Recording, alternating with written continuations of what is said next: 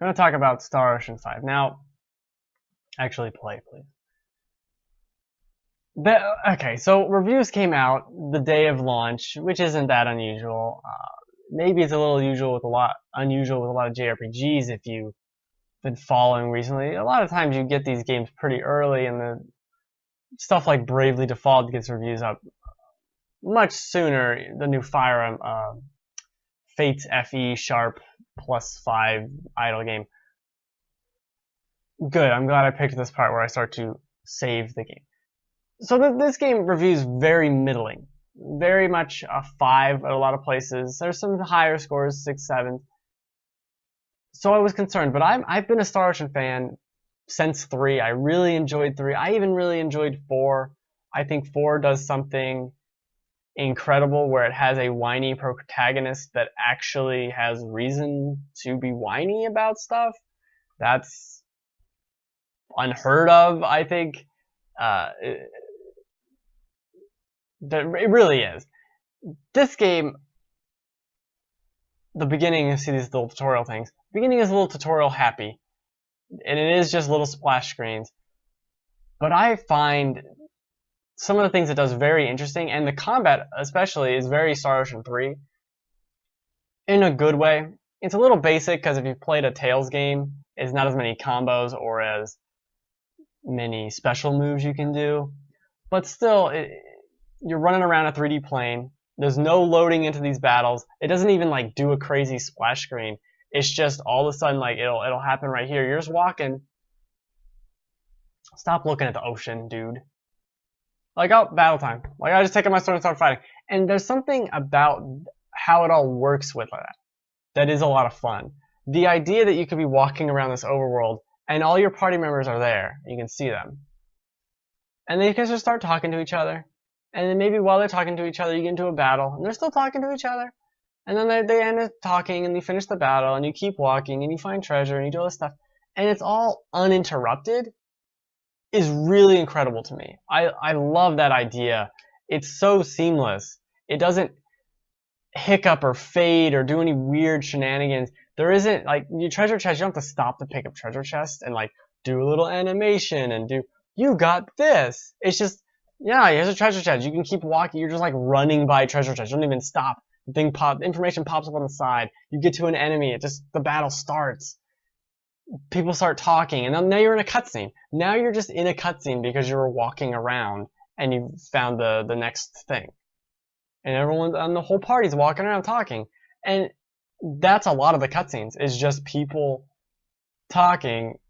And in the normal camera, so you have normal control of the camera, normal control of movement, except you're walking instead of running, and you can look around and see what they're doing. So it's a little weird, and you could look at it and say that's kind of low budget and not as effective as the camera angles for every little thing. But having people walk around the world and actually talk about their adventure as they're going on the adventure is really interesting. Now, that being said, this game is very weird. It's very striking and very obvious if you play JRPGs, a decent amount of them. There's these like little specialties that you can learn. Like, now you can harvest this item in the overworld. Now you can do this. Now you can do that. Various little tasks that are minor and fairly optional, but you probably want to get them. Anyway, if you played a lot of JRPGs, you kind of know that they can be talky. This game definitely is kind of like that, but not really. There's a point at the beginning of the game, right before this, where you go to the mayor and you say, hey, we need to go to this town to get something, to get help, because we're being attacked by bandits or whatever. And the mayor's like, okay, yeah, sure, that makes sense. And then your friend has a line, and then you have a line, and then you leave.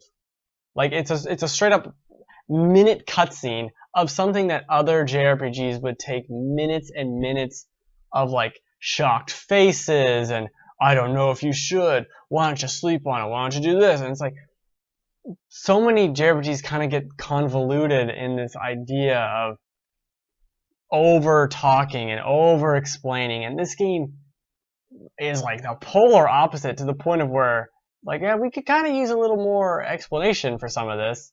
You're just going through it, just zooming through things here. There's another point where some characters show up, and they're like, "Yeah, we're here to help," because they like come in a boss fight. Like, "Yeah, we're here to help you," and such and such, and like, "Okay, well, thanks for the help," and I guess you can come with us. I guess you're interested in what we're doing now. Yeah, sure, okay. And they just all go together. It's like, all right, well, maybe this whole idea, you shouldn't be so quick to be like accepting everyone all instantly, right? Maybe that's not what this should be.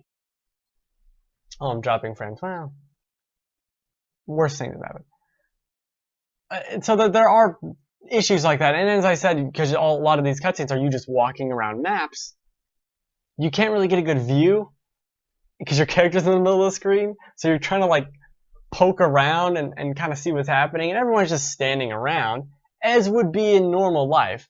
People aren't having these weird discussions spaced out the way they are, so you can walk around and look at them, and then when it actually has a cutscene, a more traditional one, it's pretty cool. It kind of makes it like, oh, this is different, this is important, let's pay attention, as opposed to, I guess, the latest Tales games where everything has that production value, and it does look nice, but like every single cutscene, and like this character's introduced and they do their stupid little cute thing, which I like their dumb anime cute thing, but for minutes on end, this game does not do that. This game is very much, I made this joke, a JRPG in fast forward. Within the first 2 hours, you're fighting a bunch of battles. You've had 4 different party members already. You've been to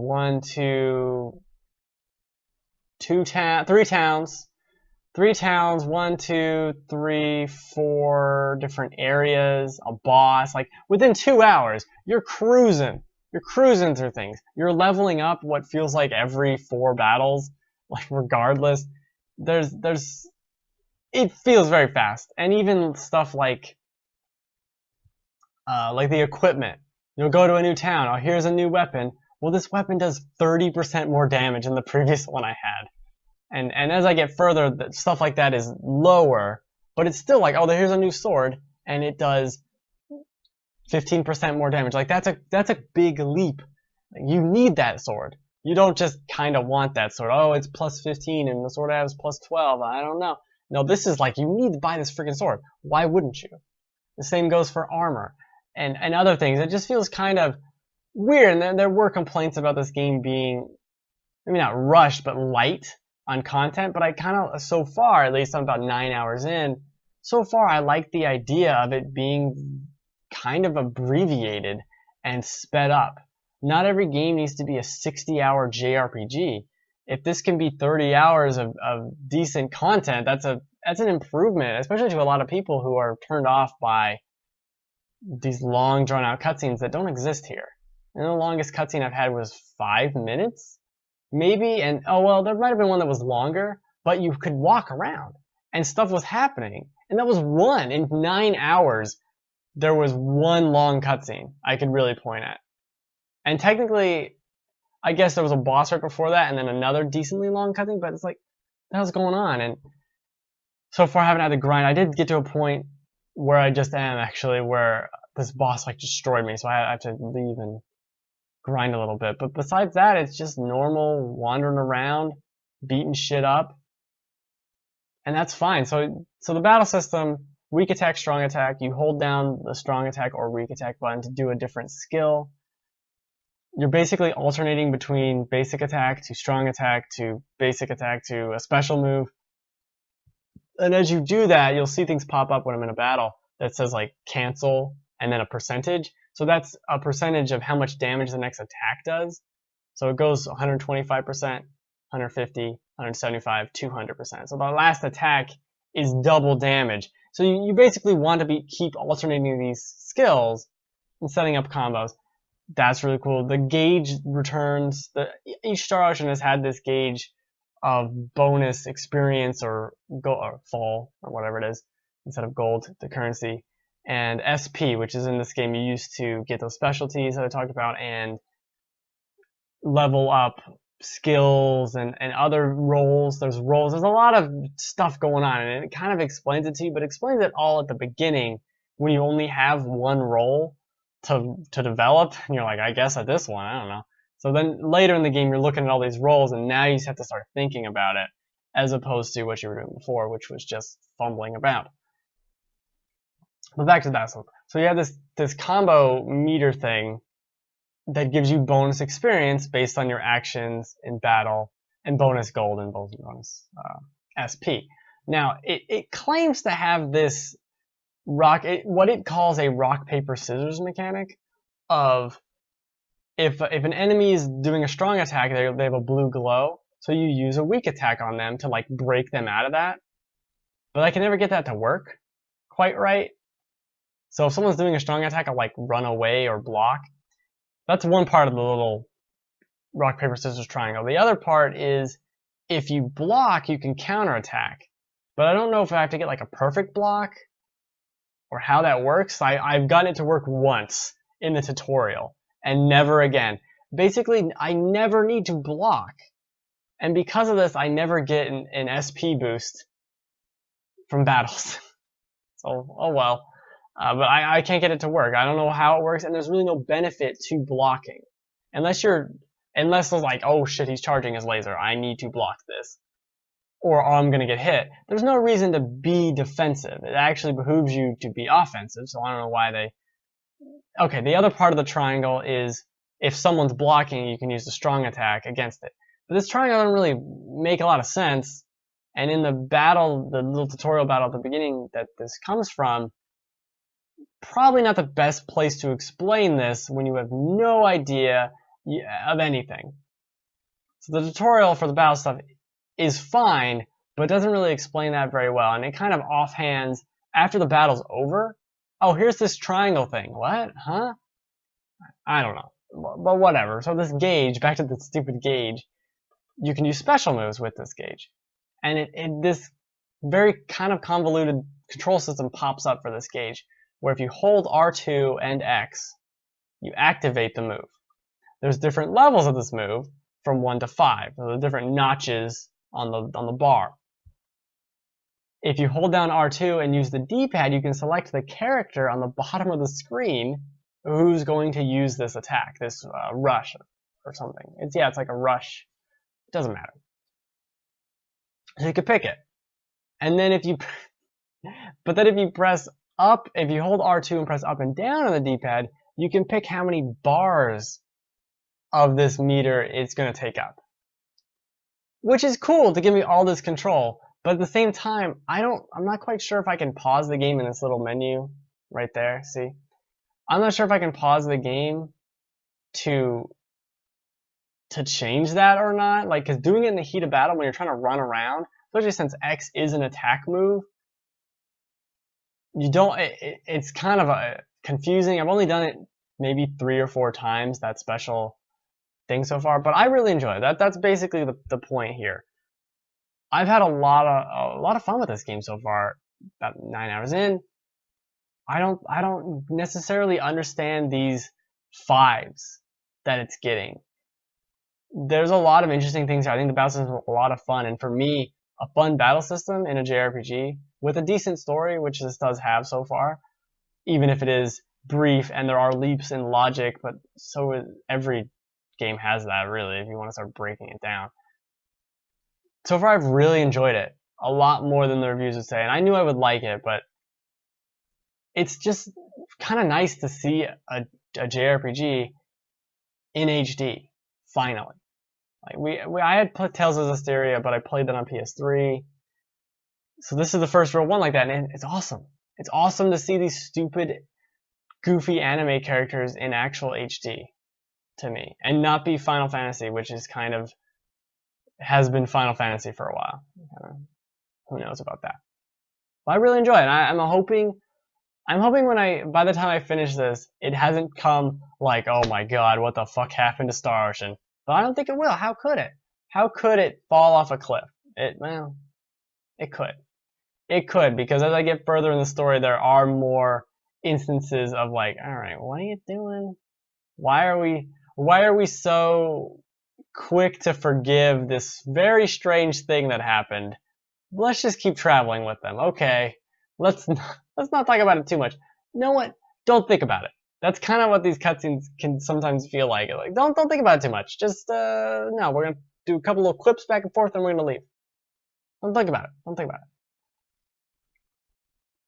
Oh, there's also, when you're in towns, there's like this little mechanic where you walk into this circle, and all your party members go scatter, and you can talk to them and have these little conversations. And those are interesting, but it's kind of tedious to activate because you'd want to cycle through all of them and watch all of these cutscenes. But then you're going into a room, leaving, so they can respawn the circle, so you can go into the circle, so you can talk to two people, and then get back in the circle, go into the inn again, leave it, and then go into the circle.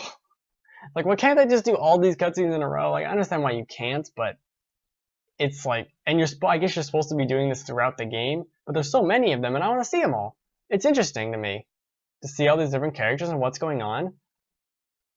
I don't know. There's people are saying something. I think one review said it was 30 hours. One review said it was about 40 hours. That's a big disparity. Since I'm about 9 and I still don't even know what the final boss or like what the hell is happening, I feel like this might be another case of rushing through things from reviewers. Who knows? I did spend a while kind of just wondering about listening to those dumb cutscenes. That took a while.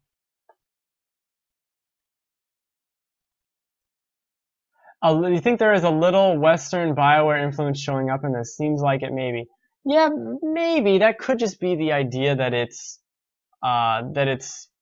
in space. There are very few or none JRPGs in space. Like, well, none now.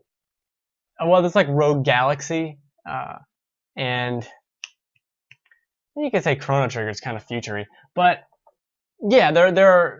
It might come from that milieu that there is space stuff going on here. Is there some BioWare Western influence? There are some dialogue choices you can make in these side conversations that go on, so that does kind of lead to what you're saying. As far as the other stuff, I don't know. There could be some reaction to it, but as I was talking about with how brief some of these cutscenes are, the cutscenes in Mass Effect or in Dragon Age are anything but brief. They're very much about the talking heads back and forth, and this feels almost like they looked at that and said, and looked at other JRPGs and said, like, nah, let's do something else. Let's have it where everyone's just walking around the world and they're talking. You'll just be walking around an environment and people start talking to each other, and it's not a button you have to press. It's not a go over here and find some hidden artifact and then they start talking about it. Like, no, they're just walking around the world and having random conversations as you would if you were a party of 6 people wandering around fighting monsters. Like, you'd have discussions like, oh, I'm really hungry, let's talk about this. And that feels different. So I guess there could be some Western influence, maybe, and then there is a lot less grinding except for where I just got, because they took away my healer. But I don't know. I don't know if there's a really, maybe a little, but not that much. It seems to me like a lot of Japanese studios don't take a lot of Western influence. They just kind of look at it and make Final Fantasy 15. Well, I don't know how you got that from that. You know what I mean? Like, I don't know how you could look. So Final Fantasy 15, if we're just gonna talk about that, was announced around the time Fallout 3 came out, let's say.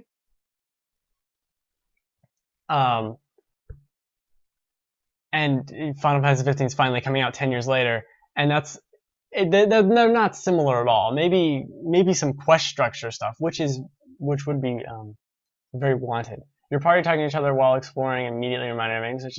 I guess that's true. Yeah, no, I guess in terms of that, but okay, so that's fair. I didn't really think about it because that doesn't happen in Mass Effect. No, it does. It's not the same. No, I have to say it's not the same because there's a lot more of it here, and it happens pretty regularly. And a good 80% of normal cutscenes, where any RPG would have the shots of like this character, and then it cuts to here and like all these different camera angles. It doesn't have that. It doesn't have that for 80% of the cutscenes, maybe even more, at least where I am. It's just people talking. It's just you standing around the world, and you zoom in the camera so you can kind of see him talking. Like, in that way, it does not. Because I understand what you're saying, that everyone's walking around, but that's how it does all cutscenes. That's how it does 80-90% of the cutscenes anyway.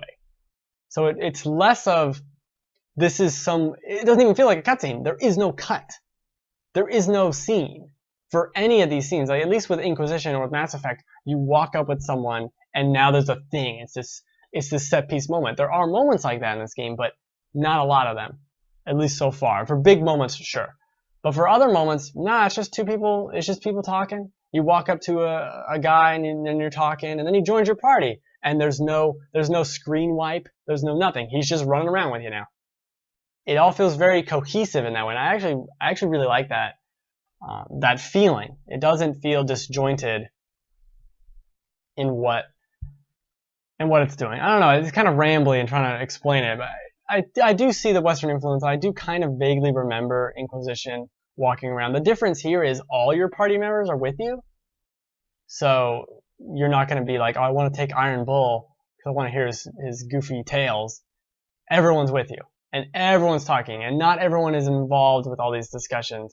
It's the same but different, but I think in terms of dev time, I don't think there would have been time for them to look at Inquisition and be like, oh, let's add that to our game. This probably was something they kind of had in mind. There's a lot of different ideas with what they're doing that do feel like things they just changed, and maybe a lot of people reacted to them negatively because of a lot of it didn't get received very well in Japan, and the reviews here haven't been very good, which is great, because only fucking JRPG franchise that involves space is now going to be viewed as not very good.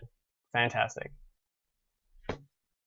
We don't get space JRPGs. Stop shitting on them, unless they're actually bad. But this is pretty good. Definitely the battle system is not Western influence at all. It'd actually be nice if it played like Inquisition. That'd be amazing. Never played Star Ocean. Yeah, Star Ocean is, think of it like, well, this is a dumb example, but I got space in my brain. Think of it like Star Trek, okay? So there's Star Trek, The Next Generation, and there's Star Trek like Deep Space Nine, and there's all these weird, but if you wanted to watch any of them, you could just pick one. You can watch the new Star Trek movies and not know anything about Star Trek. It's fine. It's kind of along those lines. They don't involve any characters. There's no callbacks besides items or kind of the world. I'll put it this way. So Fallout 4 is set in the same world as Fallout 3, but you don't need to play Fallout 3. It's all completely different story and characters and adventure. It doesn't really matter. So it's in the same space world, and there's the same space laws that the Star Ocean people have, but that's really the only thing. And the core idea of you're on this planet that's not as developed for a lot of the game is in all of them. I think they're all pretty. I haven't played 1 and 2, but I don't need to. 3 and 4 I liked a lot. 5 I'm enjoying pretty well, and I think you could probably wait and get this on sale if you're concerned about that. But no, you don't need to play the other ones. They work pretty autonomously, like Final Fantasy. I should have just said like Final Fantasy instead of giving this like 100,000 word answer. It's just like Final Fantasy. None of them are related. Oh god. I kind of wish they were related in some way, though. Well, here's the thing. Let's spoil Star Ocean 3 that came out 15 years ago.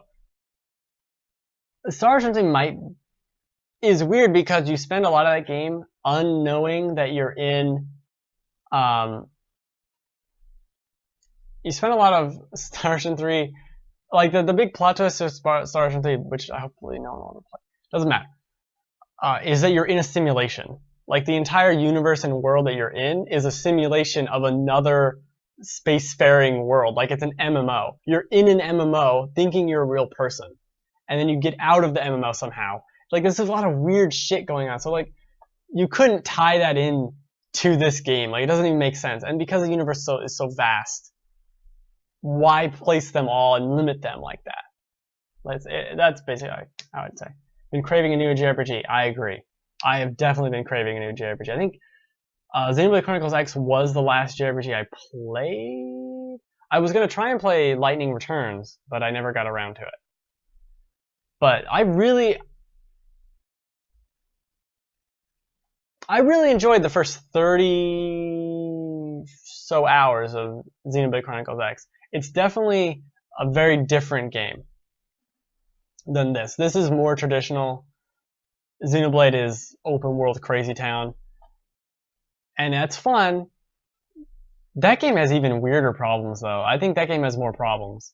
I know people really liked it and whatever, but I wasn't super keen on it. Especially at a certain point, I was like, I just want to finish the story, but I have to grind to get there, and like leveling up doesn't feel right, and you're zooming around the world, and something finds you, and then it follows you forever and just kills you. I don't know. I'm liking this so far, but I'm only 9 hours in. Have to see how to see if it all shakes out, because I did really enjoy Xenoblade for like the first 20-30 hours, and some people get sucked into it though for 200 hours, and that's great. No, I'm not playing a game for 200 hours anymore. Not that. Not Xenoblade. No. But yeah.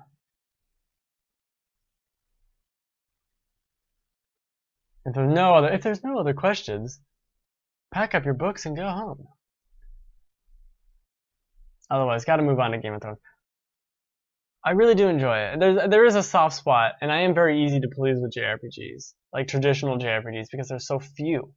There's so few. The last great one I played was probably Ni no Kuni, which was phenomenal. This is not as good as Ni no Kuni. I won't kid myself that one. Still very good though. So far. Spoiler. Oh, I have a spoilers button. Boop boop. Why is it right there? Oh, jeez. Now I'm just clicking shit. Alright.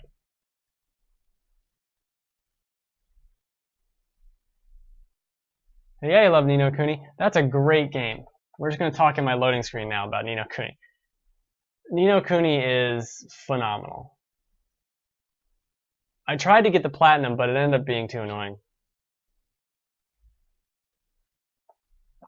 Well, I didn't want to do it all. But it's a great game. Great.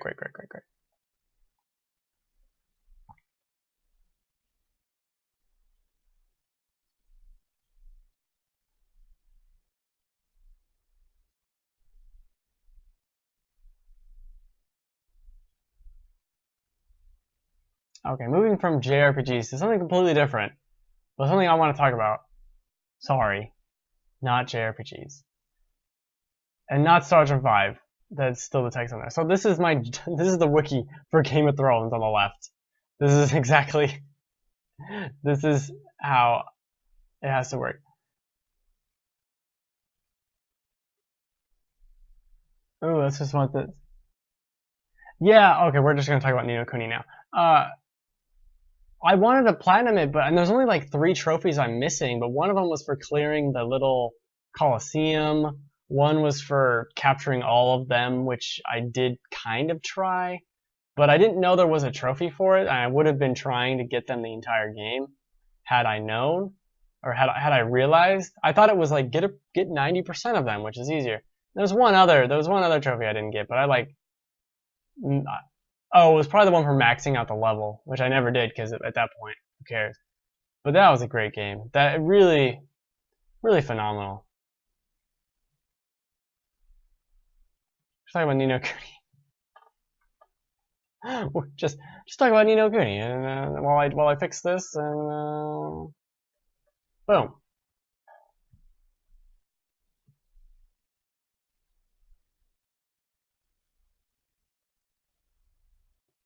Oh yeah, there were a bunch of rare drops. There's this one route towards the end of the game where you need to get these like tomes or something, or scrolls, and they're only in this one area, and they're only dropped by this one enemy, And I spent hours there just getting this stupid drop, and it took forever.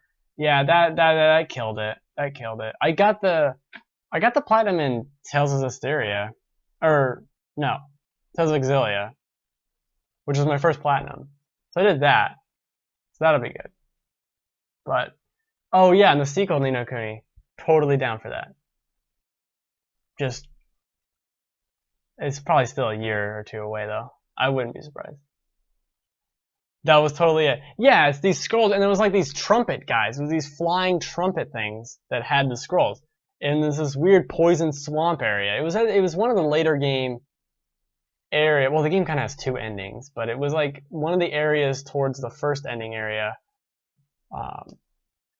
Yeah, it was scrolls or some shit. I was playing the Japanese version, so I don't know exactly what it was called. But yeah, it was like you need some scroll and like some other dragon bone or some dumb shit. Yeah, I don't even remember why you need them. Why do you need that stuff? Was it like for synthesis? Synthesis? That must have been it. That must have been it. This is not Game of Thrones. Ni no Kuni. Ni no Kuni. Yeah, I'd definitely be more excited for Ni no Kuni than Star Ocean, but beggars can't be choosers with this. Alright. I'm restarting this whole thing. Restarting this.